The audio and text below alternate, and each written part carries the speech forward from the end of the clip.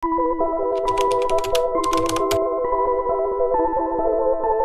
Strange Thing kali ini, saya akan membahas kisah Aron Ralston, pria yang terjebak 5 hari di ngarai dengan kondisi yang sangat-sangat tidak memungkinkan dia bisa lolos. Sampai-sampai nih, dia harus melakukan hal yang ngeri sih. Tapi kayaknya itu satu-satunya cara supaya dia bisa lolos. Apa itu? Mari kita bahas kisah Aron Ralston. Kisah yang sangat-sangat epic, tapi mengerikan juga sih. Sebelum lanjut nih, selamat datang di channel Faang. Channel ini hampir setiap hari mengupload video short tentang pembahasan hal-hal unik, aneh, menarik, hingga seram di seluruh dunia. Tapi konten utama di channel ini itu ada 3 genre, yaitu Choki, Crime Watch, dan Strange Thing. Untuk penjelasan singkat tentang 3 genre ini, itu bisa dilihat di deskripsi. Oke, let's enjoy The Strange Thing.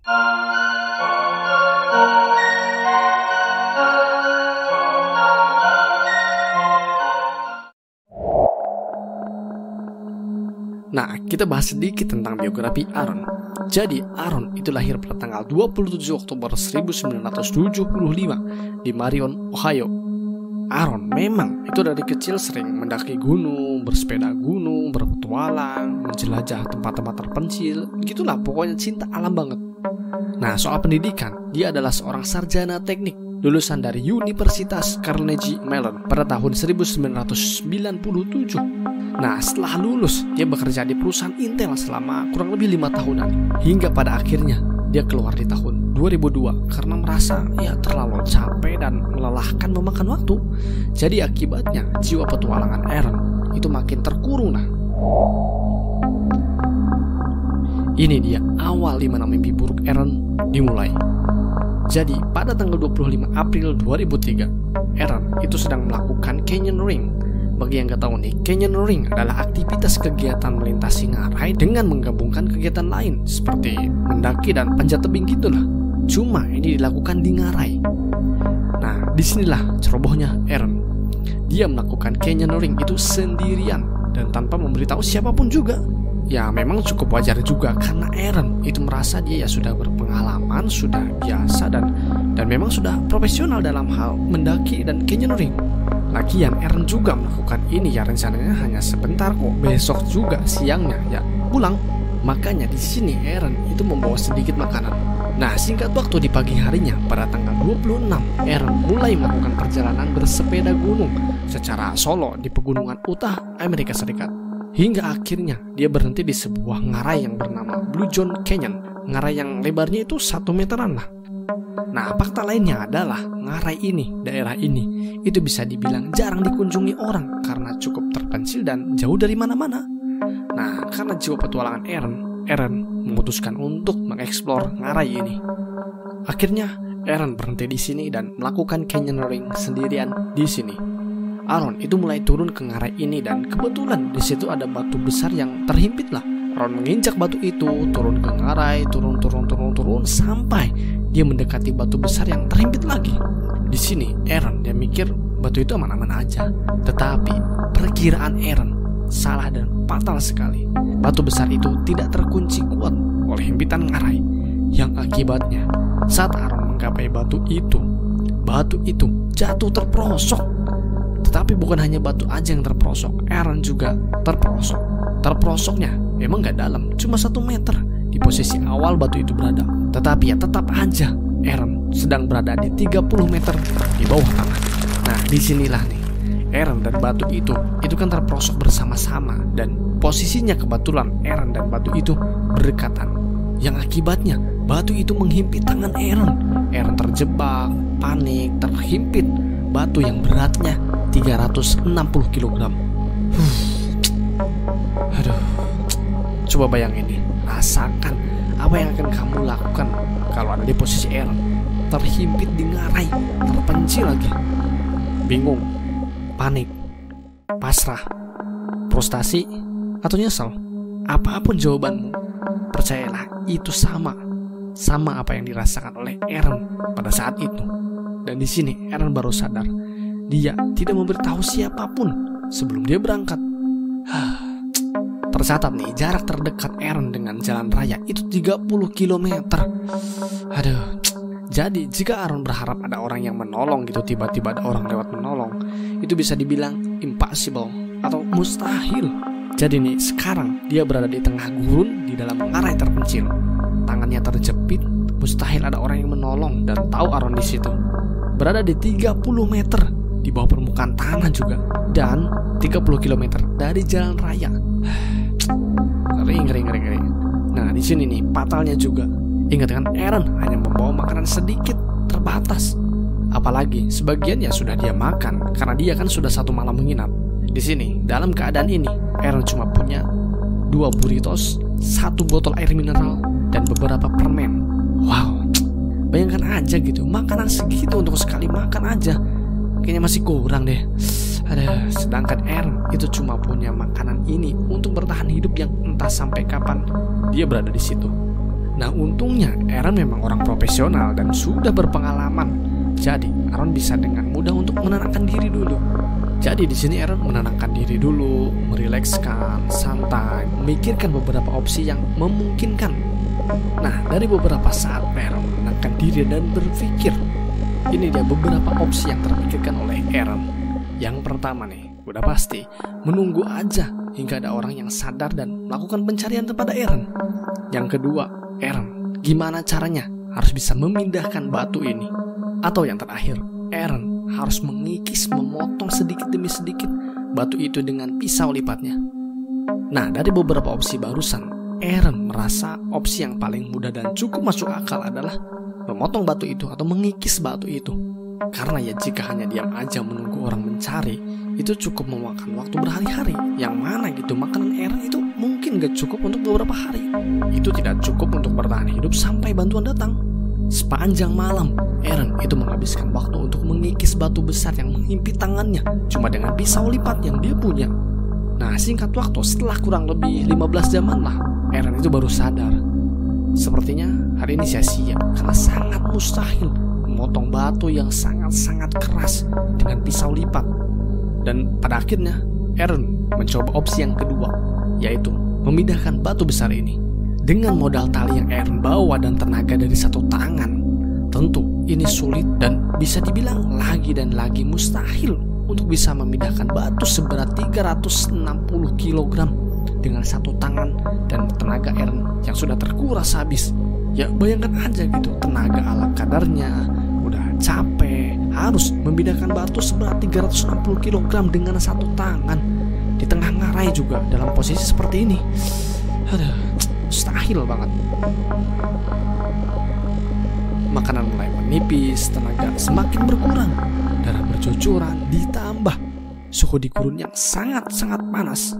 Bahkan di hari kedua sebenarnya Aaron itu mulai putus asa hingga dia membuat video perpisahan untuk keluarganya dengan harapan jika Aaron sudah meninggal di sini dan ditemukan, rekaman Aaron bisa diputar dan mereka tahu apa yang sebenarnya terjadi.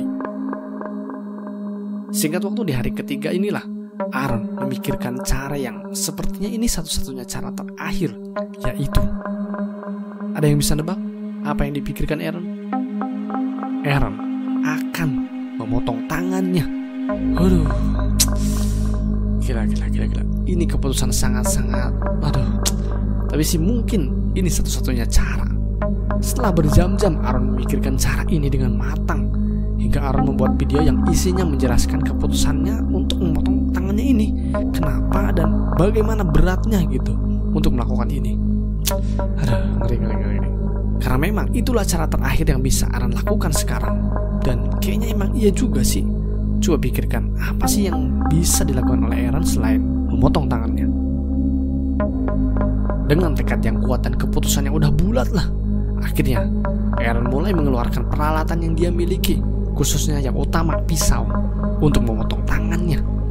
Nah setelah Aaron mulai mencoba memotong tangannya, sayang sekali, jangankan untuk memotong tangannya, untuk menembus kulitnya aja itu tidak bisa, karena ternyata pisaunya emang tumpul. Ya akhirnya di sini Aaron sempat pesimis lah, berpikir dan berharap aja gitu adanya orang yang mencari dan menemukannya di sini. Karena emang Aaron sudah berhari-hari di sini dan pasti orang sudah melakukan pencarian, ya kan?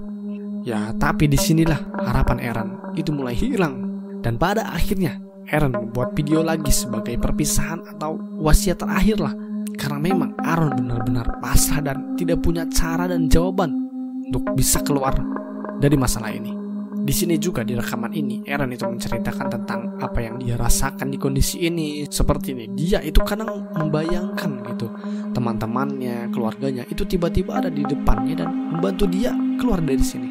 Ya kayak menghayal atau fata morgana lah bisa dibilang. Tapi ya itu hanya harapan belaka lah. Karena nyatanya Aaron lah yang harus bisa menyelesaikan masalah ini. Singkat waktu di hari kelima, tepatnya hari Kamis lah, Aaron sempat meminum air kencingnya sendiri bahkan. Karena emang haus banget gitu. Aduh, ngilu banget serius. Oke lanjut.